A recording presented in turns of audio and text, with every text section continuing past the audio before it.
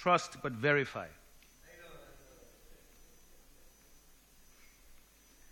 Mr. Speaker, that dock, the gate, it must have been very difficult, and I must give credit to the people who took it out, because it must have been some real effort to do that. But I will tell, no, it wasn't. Have you ever been there? Okay.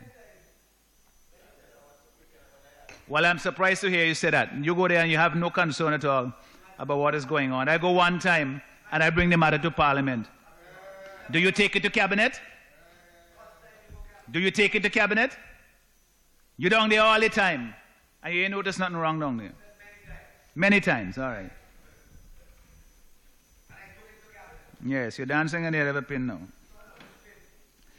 So, Mr. Speaker, that project to fix that gate, I ain't going to finish on March 15th, on February 15th, and it ain't going to finish on March 15th. I don't know when it will be done, because it's a massive amount of work. You have to take off the rotting steel, corroded steel that's there, and get marine-grade steel from Trinidad, I'm told. They don't know which boat is coming on yet, which tells me that it hasn't been ordered yet. So, it will be a while. Meanwhile, over 30 workers are idle. No money for them. I wonder if the union, the National Workers' Movement, is going to look out for them. Mr. Speaker, the main business at Otley Hall now seems to be cutting up scrap metal and selling it overseas. I'm told that this is part of the lease, so the company that has the right to do it can do so. I don't know, I haven't seen the lease. But the Otley Hall shipyard is not a scrapyard, Mr. Speaker. It's a shipyard. And it makes me angry to see that the facility has been so neglected by this government. They will say that they have leased it out. So what more you want me to do? Well, last week in his answer to me, the Prime Minister tells me that the tenant is in arrears on the rent. For 1 year, there was no rent at all paid, which I find quite strange, because the carpentry shop there is actually rented out to a brewery as a storeroom for empty bottles. The carpentry shop shouldn't be empty, holding bottles, carrying bottles. That should be working to give work and training to young people. Why is that facility not being used for the intended purpose, Mr. Speaker? It can do so much more. I remember you have 2 hours. Thank you, Mr. Speaker. It can do so much more, Mr. Speaker.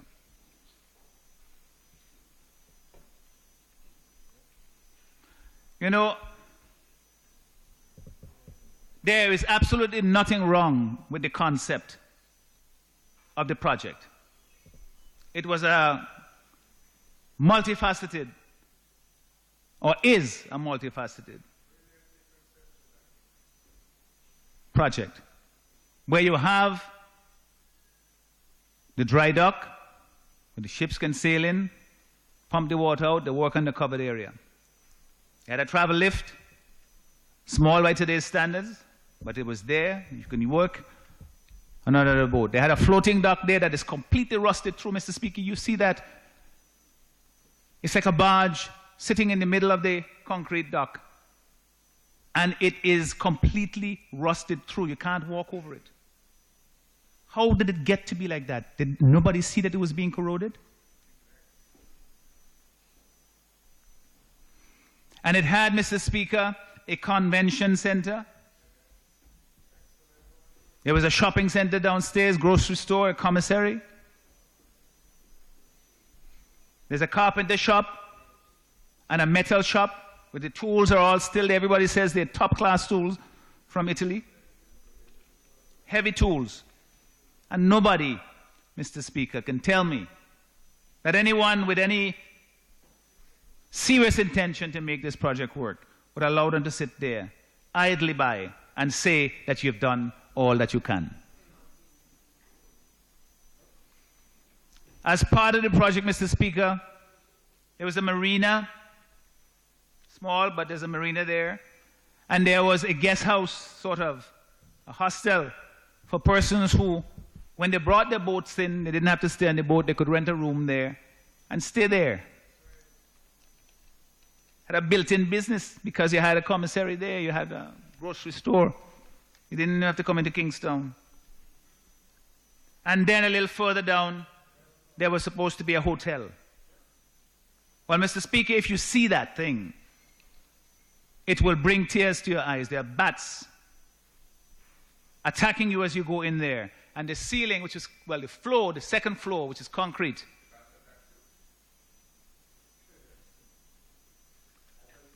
The steel, the metal there is completely rusted through. I don't think it can be salvaged. It looked, Mr. Speaker, as though the place had been abandoned because maybe there was some sort of contamination and everybody just ran and left everything there. There was sanitary ware that was still in a room that had the wrapping from when it was bought. This is government, this is taxpayers' money.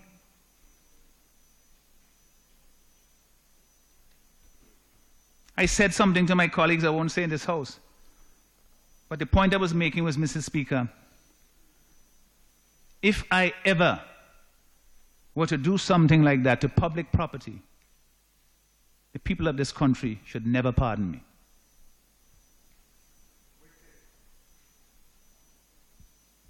And I don't think I will have to cross that bridge. Because I would never do that.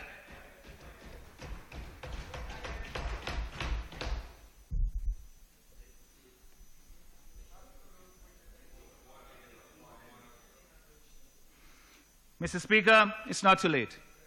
It is time for there to be a full assessment of the project, of what is there, what can be salvaged, what needs to be done. It may require an investment of a substantial amount of money, which the company that is contracting it, obviously, who's running it now, does not have those resources. And government doesn't have the resources. But they have to be found if it's going to be salvaged. The rest of the project should not get to be the way the floating dock had become, or the way in which the gate, the dry dock gate, has become so corroded that it cannot function anymore. And that is not all, Mr. Speaker. There's a lot more work to be done. That place has been there, and absolutely no maintenance has been done for the last 18 years that this government has been in office.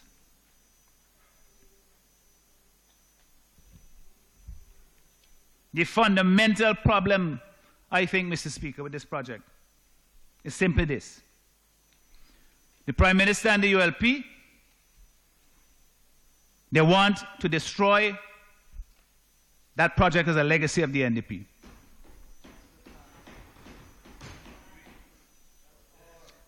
Having said so many bad things about it, they can't bear to see it succeed.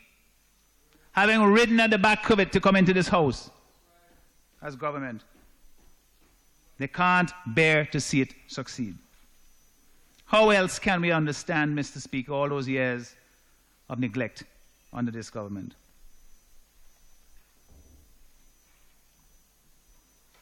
And the neglect is not just in the lack of maintenance.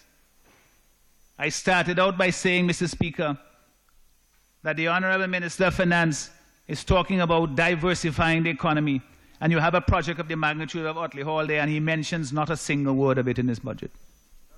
It doesn't exist. You tell me where there is another project in this country of that magnitude that has the potential of that project, and you don't factor it in as a minister in your plans? The Admiral...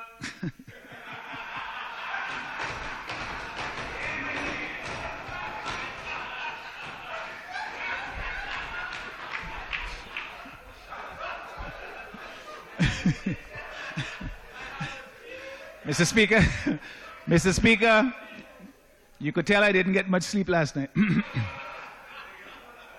Anyway, yes, the Admiral is down there.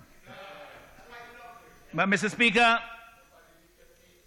the Otley Hall project is not just a legacy of the NDP, it's a legacy of the people of St. Vincent and the Grenadines. Is they paying for it? It belongs to the people and they expect that their government, however constituted, would govern not out of spite and pettiness, but in the interest of the people of St. Vincent and the Grenadines.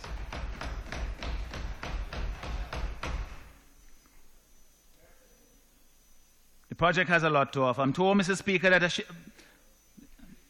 subject to confirmation, the Jade and Son came down because it goes up north, intended to use the shipyard for his repairs while they're here.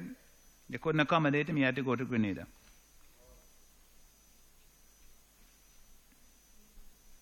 That's the fast ferry. This facility, Mr. Speaker, it's an excellent training place for people from the technical college, young people, and from TVET programs, that they can go there and get on-the-job training in very skilled work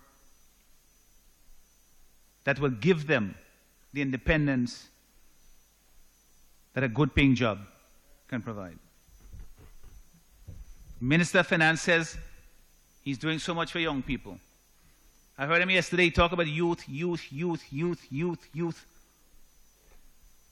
Many times in his presentation. But, as I said earlier, with respect to agriculture, the government has not walked the walk. Just talk. Very good at propaganda and spin. I give you that. NDP didn't sing its own praises enough, but they govern well.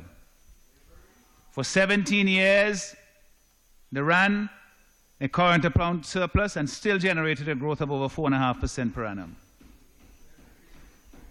This government has amassed a debt of $1.6 billion and can't even match the NDP's growth rate in its time in office.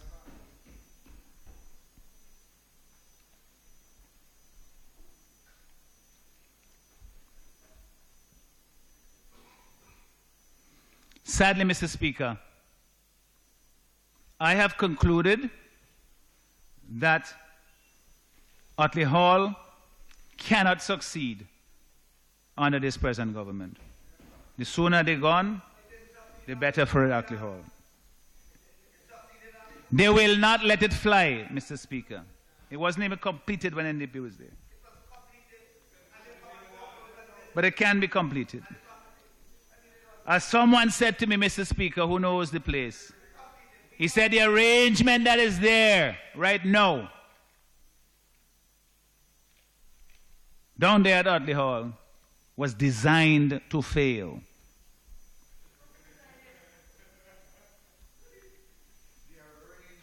The arrangement, listen. I already said that there's nothing wrong with the conception of the project. If you listen carefully. I'm not an idiot. I choose my words very carefully. Mr. Speaker, it is sad, but it is true. And it is a crying shame what has happened there. I can't wait for the NDP to return to office to salvage the project. And the young people should know that they will have opportunities there. Because instead of 36 and 38 people working there, there will be 150 people working down there. Because that is what is possible. That is what is capable. It needs a large travel lift to be bought so that you can have people walking on more than one boat at a time. And right now it doesn't have it, and the capital is not there in the persons running it to do so. So we'll have to do it. You won't do it, so we'll have to do it.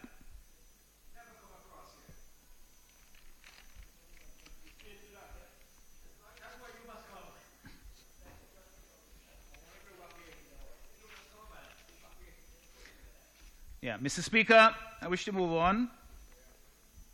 to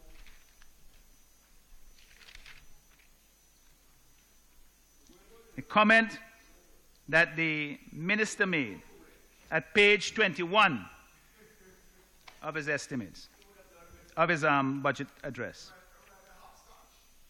Page 21. No, I'm going forward.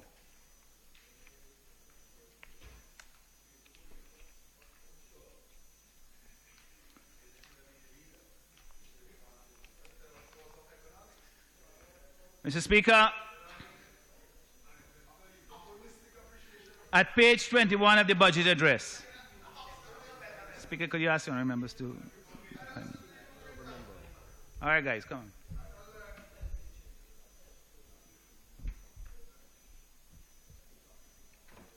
Thank you. Mr. Speaker, at page 21 of the budget address, the minister spoke to the so-called salary increases to the teachers and public servants. Yes, so-called. And this is what he says.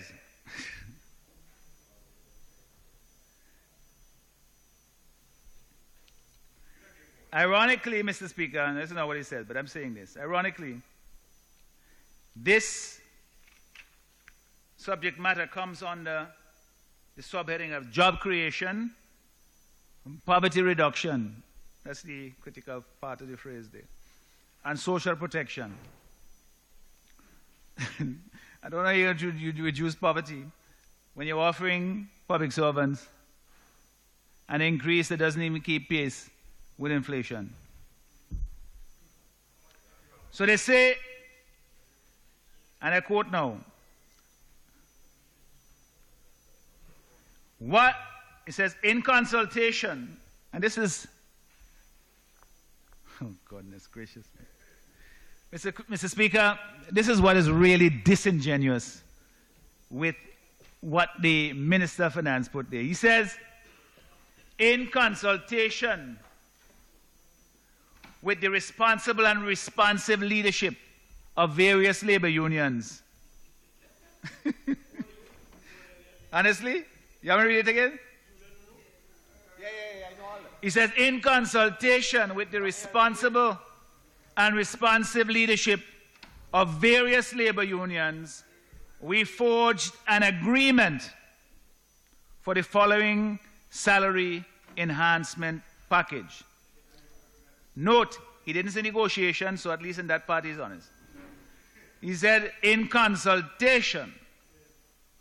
And he offers them 1% retroactive to the 1st of July 2018, which amounts to effectively 0.5% for the year. 1.5% effective from the 1st of January, and 2% from the 1st of January 2020.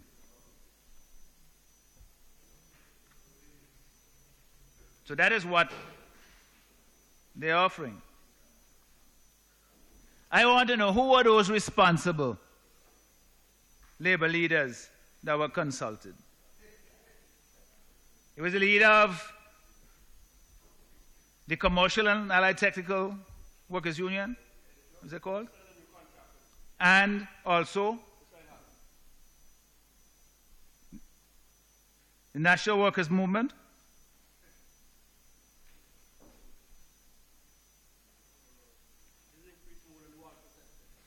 Is this serious? You mean there's no consultation with the two largest unions, and the minister has a nerve to put this phrase in the budget address? That must be intended to make those persons who represent the public service unions workers, public sector workers, and the teachers feel that they are being disrespected and that they are being taken for granted.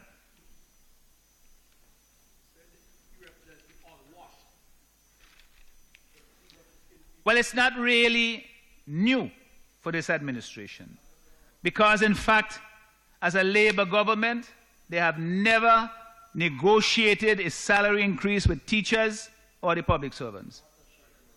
Never. The last negotiated increases that they got was in 1999 under an NDP government. And how much did they get then? And they got 12%. One time, 1 year. You're paying 4.5% over 3 years. When you're negotiating, as somebody said in the radio, it made me chuckle, but it makes sense. When you're negotiating, if you say you had a negotiation and you offer 1%, where do you start? You start at 0, and somebody started at 2, and you say, okay, let's compromise on 1. That's negotiation. But this government has never done so. And I hear that there was some fancy footwork on the radio some time ago where the Prime Minister was saying that in modern negotiations that in modern unionism, I didn't get the whole thing, so I don't want to misquote him. Modern trade unionism, you don't negotiate? Well, okay. Well, maybe when he comes, he... Okay. It amounts to that. Okay, I'm not saying it's exactly those words because I haven't heard the whole thing. But the whole notion that somehow, that you don't have to go through this process anymore. When in fact, the unions are saying, come to the table and let's talk.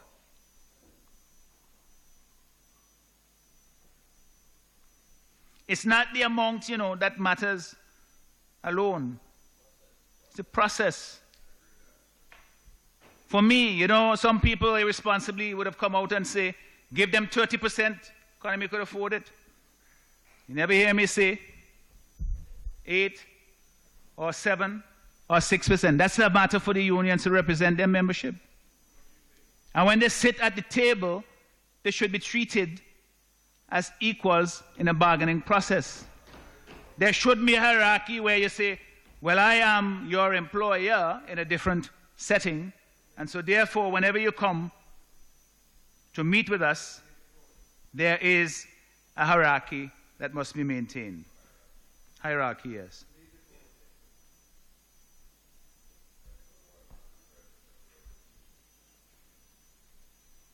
Negotiations are still in fashion for labor unions. And it is not just salaries. I have met with the leaders of the teachers' union and with the public service union, myself and a number of colleagues, to try to understand from them what they were expecting or are still expecting in the process. And they've said, yes, salaries is one thing, but there are working conditions that you need. Promotions, appointments. The teachers in some schools, they say the working conditions are dangerous to their members. And Mr. Speaker, when you consider the context in which all of this is taking place, where you had a judgment from the High Court that basically said that the government, broadly speaking, the Public Service Commission, was not applying the public service regulations when it came to promotion of public servants.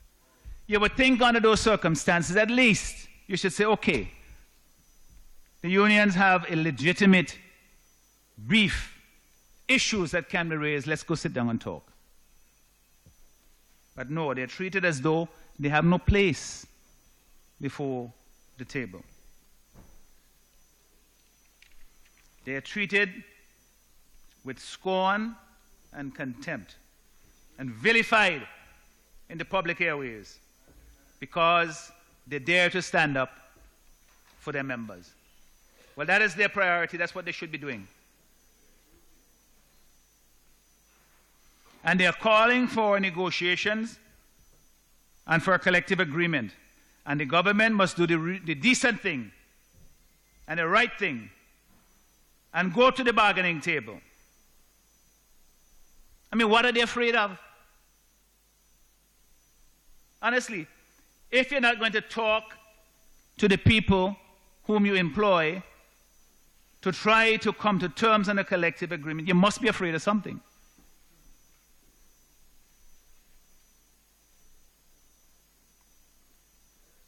The last collective agreement that the teachers negotiated, we will recall, is in 2005. And that collective agreement has taken on some notoriety because of how a particular clause, Article 16, was interpreted and applied by the government and the Public Service Commission.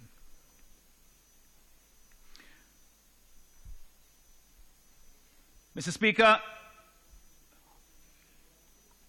I say that it's a notorious agreement because it was the basis of a court ruling that involved the teachers' union and the three candidates for the NDP who were teachers, and they were candidates in the 2010 general elections. They were on the one side in the Public Service Union and the Attorney General on the other side. And Mr. Speaker, what a sorry tale this is. You have, and this was negotiated, and this is something that I am sure that were the government to go back to the table and speak, negotiate with the teachers, that will be an issue that comes up. And it needs to be resolved. It can be resolved in two ways, but I'll get to that. The three teachers, Addison Bash Thomas, Elvis Daniel, and Kenroy Johnson, they contested elections on behalf of the NDP. They were asked by their constituency, the respected men in their communities. They had served with distinction as teachers. And the people asked them to step up to the plate and represent them at the highest level in the parliament. And being good and decent citizens, they took the challenge. They applied for leave as according to the collective agreement they had signed with the teachers, with the government. And they got no response, so they had to resign their position in order to be eligible to be nominated as candidates. When the elections were over, they had not been successful. They returned, they asked back for their jobs as the collective agreement promised that they would be able to do in Article 16.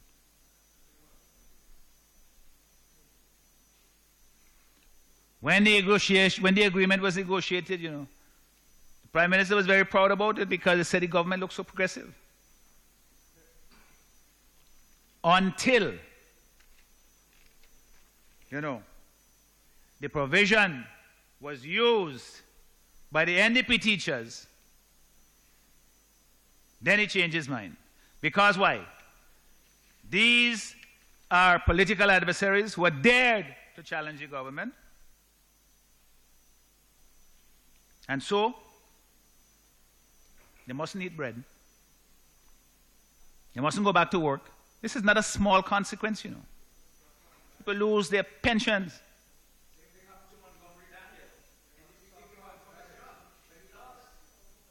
Mr. Speaker,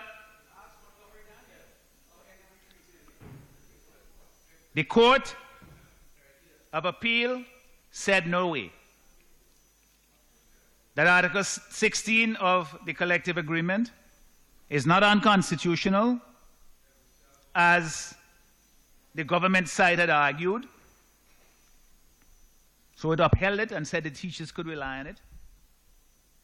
And then what more, the court said that the teachers had, and this is a legal term, a legitimate expectation that they would be able to rely on the promise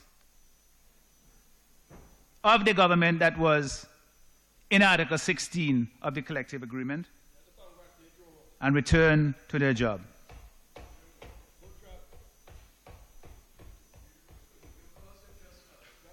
Mr. Speaker, this matter should never have come to this. It should never have come to this. You don't need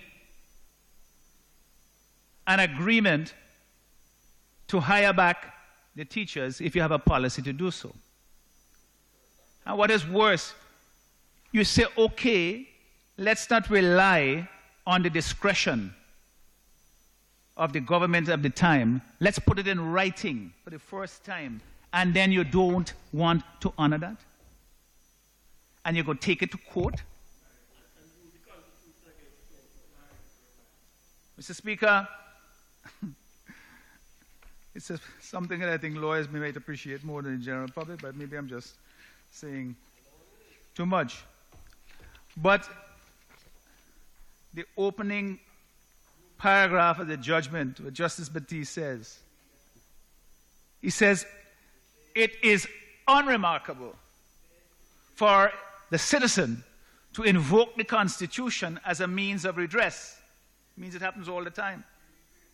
In respect of the action by the state where it is alleged that rights guaranteed thereunder are being contravened or are threatened with contravention.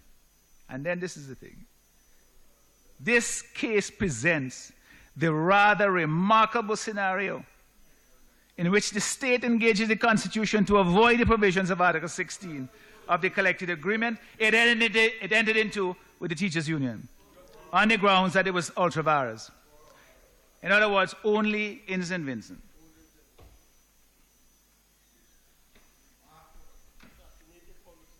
Here you have the state protecting itself against the individual. The awesome power of the state invoking the Constitution against the individual. Anyway, what it proves, Mr. Speaker, though, is that this matter going all the way it did, it makes the government and the Public Service Commission, look mean and vindictive. It makes us all in St. Vincent look bad, that we would tolerate this kind of conduct on the part of government. Well, we didn't tolerate it. The matter was challenged in court, and the Court of Appeal smacked the government down. And so the rights of the teachers to their pensions, they will have. This is what the court said in paragraph 40. And this is what I want to read, because not everybody in the public can read it. But they need to know that there is redress, that the government is not all powerful. We are a country of laws, not a country of men.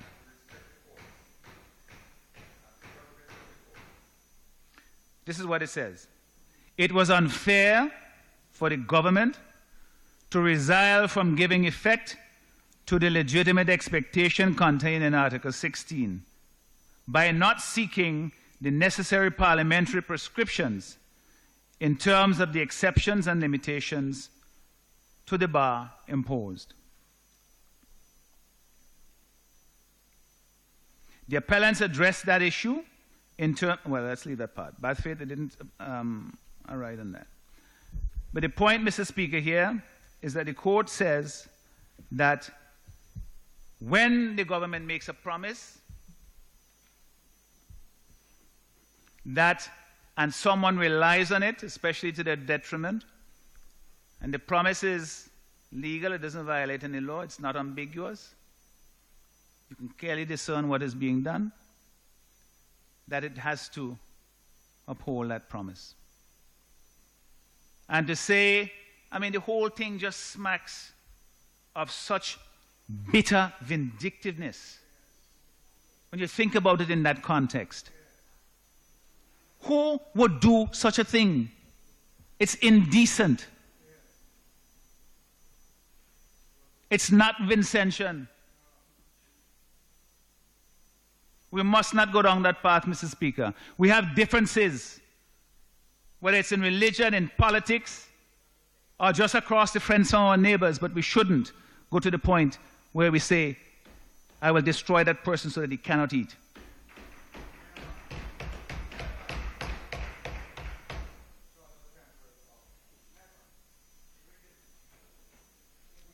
So the court said, Mr. Speaker, and this is where I say we can resolve this matter. The government should remove the matter from any doubt.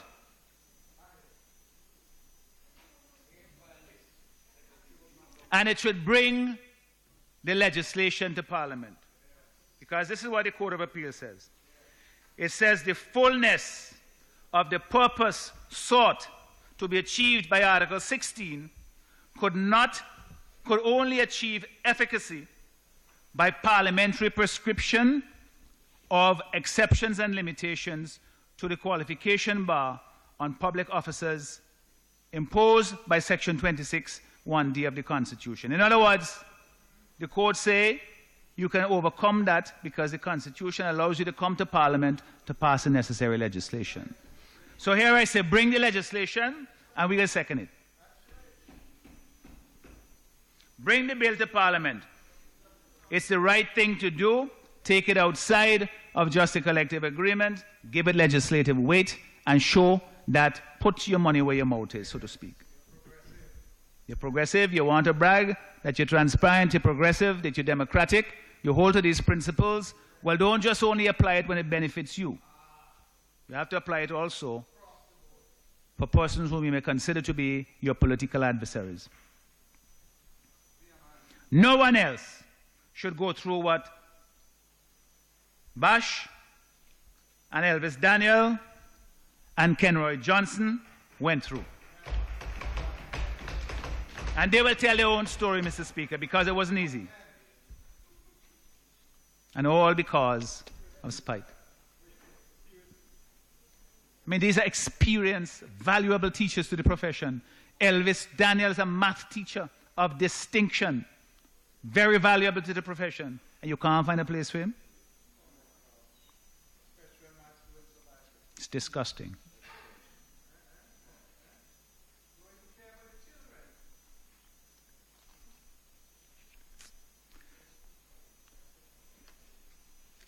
Mr. Speaker, I wish to move on to page 30 of the budget address. This one made me chuckle, I must say. How much time I have left, Mr. Speaker? You have a lot of time, About Honorable an hour Member. and a half. It's now. Okay. You have an hour and 15. An hour Well, and 15 you minutes. don't know what else I have to say, so you can't say anything. You have an hour and 15 Okay. minutes. Yeah, Mr. Speaker. Okay, Mr. Speaker, at page 30 of the budget address, this is what the minister says. He's speaking here about Hour Bragsa. and 25 minutes. He said that Bragsa performed human service in conducting extensive road patching and comprehensive road cleaning programs, in addition to its usual maintenance and support. What maintenance? It's maintenance and support work. Oh, usual, yes, you're right. There's a lot in that word usual. So, he says that because Bragsa will have more work to do this year, and I suppose rewarding them because they did so well last year, that they will give Bragsa an additional $4 million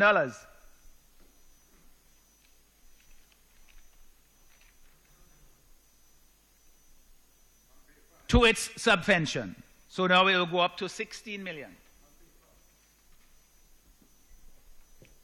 Then he concludes, I suppose, I call it boldface, but, maybe he does believe it. He said, we are confident that this increased subvention will markedly improve the delivery of Bragsa's service. Mr. Speaker, I don't share his confidence, to say the least.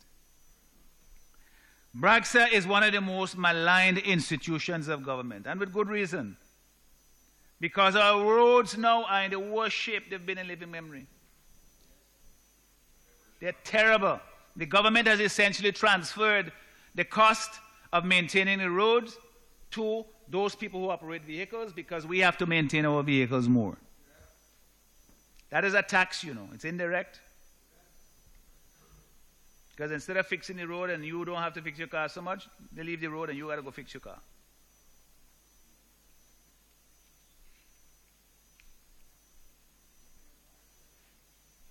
So this $4 million is on paper. Braxton, if history holds, will not get that money. Like the Tourism Authority, it has been starved for funds. I remember some time ago, maybe a couple of years or so after Braxton came into being, there was a discussion in this house, and the Honorable Senator Francis, he said that Braxton is his baby. You remember that? So I told him, I said, well, yes, it's your baby. And I said it was, if so, a malnourished baby. And it remains a malnourished baby. And so you must feel very neglectful as a parent if you allow that to happen. And here is what I mean, Mr. Speaker. In 2013 estimates, the revised estimates, $14 million was set aside or allocated as a subvention to Bragsa. The actual expenditure was $7.4 million, so just about half, a little more than half. And 2014, $25 million. You don't remember that? Yeah? In 2014. $25 million. It's only a lot, eh? Guess how much was actually in actual expenditures? 9 in 2014? I have 25 million here. All right. Well, I say I have here 9.3. If that's wrong, then you can correct me. No, 2013, you got 14 million. And you got 7.4 of it, actuals. That's what the estimates say. And in 2014, no, that was 2013, you got 14 million. In 2014, you got 25 million. And you got 9.3 million of that 25, less than half. And in 2015, 13.5 million was allocated, and you got a high percentage there, 11.8 million. You still didn't get all of it. And this year, they say you're going to get $16 million. Let's watch and see how much you actually get. That is why I don't think, Mr. Speaker, that Braxa will be able to execute, because it never gets the money that it needs to actually do the work. So little things like the ones I complained about when I was talking on the estimate, little things that cost $10,000, $15,000, that will make life so much easier and better for people are not being done.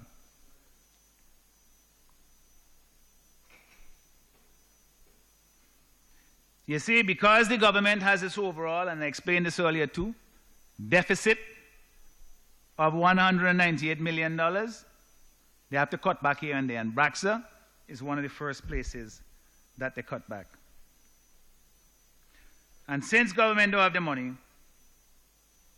a lot of places, Mr. Speaker, will remain with their potholes and the water, and the people, when they're going from church, they got to step up on the log, and school children have to take off the shoes to get to and from classes. That is what happens in Paget Farm near the Anglican Church, the Holy Cross Church, and in Port Elizabeth next to the Salt Depot. Whenever it rains, you can't pass there. Small things. And Mr. Speaker, I am fed up, to be honest. I will keep doing it, but I'm fed up talking about the bad roads in my constituency.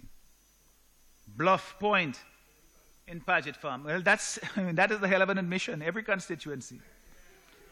Yes. Well, that makes it sound a lot better, everybody. I have a day, you know. But I know that my constituency in Northern Grenadines is not alone. Everybody, you say, have that problem. But you're on the list to get some work done. I didn't hear no mention of the Northern Grenadines in the list of work to be done. Well, the point is, Mr. Speaker, the road at Bluff Point continues to scare travelers The Minister of Tourism was down there last weekend. He must have noticed it. Yes. And still nothing is being done. A lady called me 2 weeks ago. She had just moved down to Paget Farm. And before, she had not been traveling up and down that road. But now she has to travel it daily. And she called and she said, Dr. Friday, you need to do something in the parliament about the roads. It's terrible. I said, I agree with you 100%. And believe me, I try. The road to Paget Farm, all the way from Friendship, it has gotten to the point now where some parts of it, you get heavy rains, it's just going to fall away. And the old saying that a stitch in time saves 9 is still true. But that logic seems to be lost on this administration, who are always counting pennies and seeing where they could take money from to put somewhere else.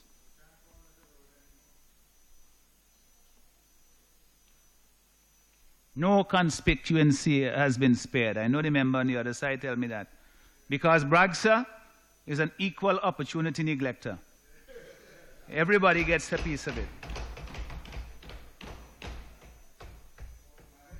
The Mount Pleasant Main Road, still not done. In this house, I'm talking about my constituents now. In this house, the minister told me that they already got the contract, they got the money, they're going to fix it. That was a year ago. Still not done. The Honorable Terence Olivier, member for Southern Grenadines, spoke plaintively about the neglect of the roads in Mairo and in Canawan, which has a few roads, and in Union Island, but to no avail. Yes, and Tiny, I hear you. You complain about your road. Keep complaining because you are also a constituent.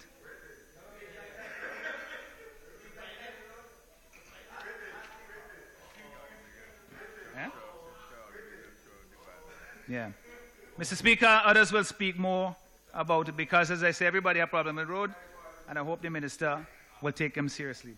I want to now speak briefly about the geothermal project.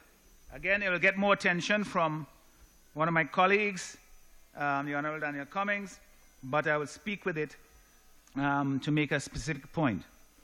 At pages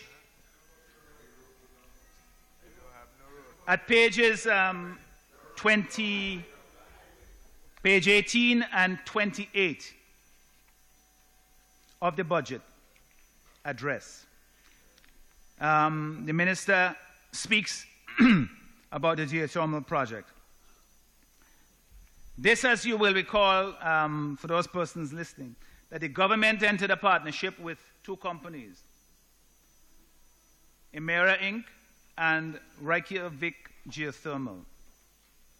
And the government is a minority shareholder in that project to develop geothermal energy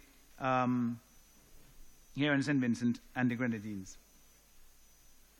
You will note by comparison that the geothermal project in Dominica is owned by the Dominica Geothermal Company, which is a fully government-owned entity. So the government will develop the project and they will own it. Think how much easier it will be to negotiate a power purchase agreement with yourself. Yes. And the geothermal project, we have no information on the power purchase agreement here.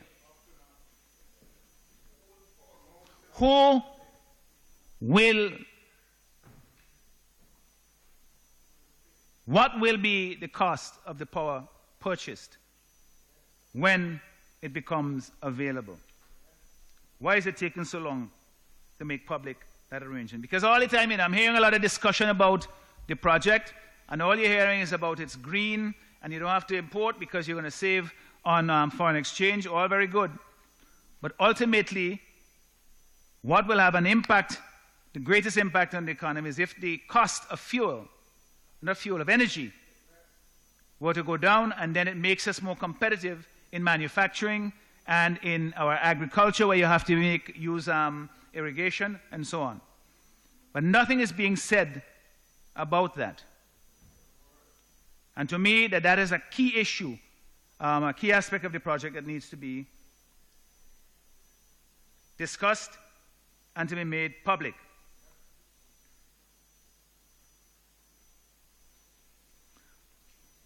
You will see, Mr. Speaker, at page 28, where the minister says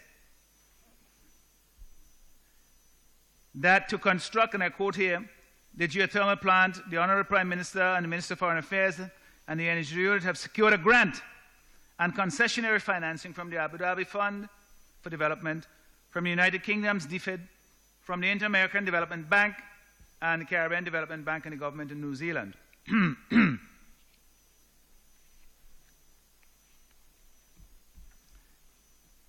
Dominica has a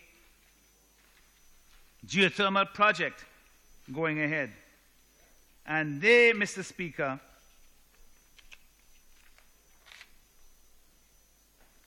I'll just read a little bit of what it says here it's an article.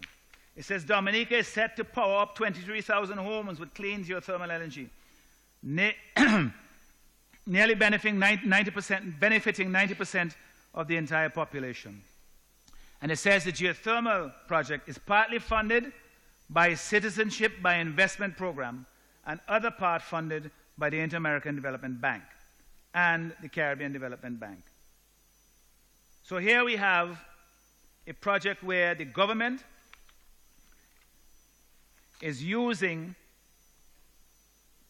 the funds derived from the Citizenship by Investment program to invest in a capital project that has the potential to transform the energy sector and the rest of the economy.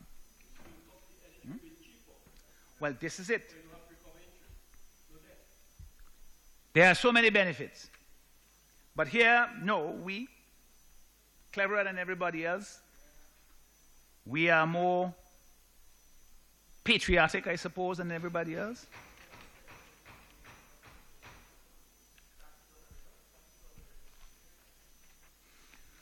So this, Mr. Speaker, there's 2 points I wish to make with respect to this, is that there are other funding arrangements available that we are not making use of. And to me, this is an error on the part of the government based on its own ideological principles that have nothing to do with the well-being of the people of St. Vincent and the Grenadines.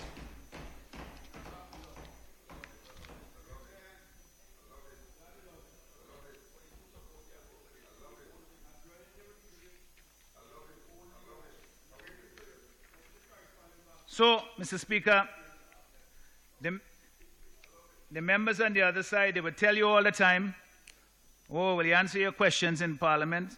So that is how you get information. But good Lord, you don't have to wait until somebody knocks on your door to tell them, well, this is what's happening in the project and this is how we're going ahead and so on. Instead of having it drawn out of you, do the responsible thing as a government of transparency, so-called. Do the right thing and bring the information to the people of this country, the taxpayers who are going to pay the bill. It's theirs. Engage them, trust them. No, they're not just voters. They're citizens. The highest office in this land.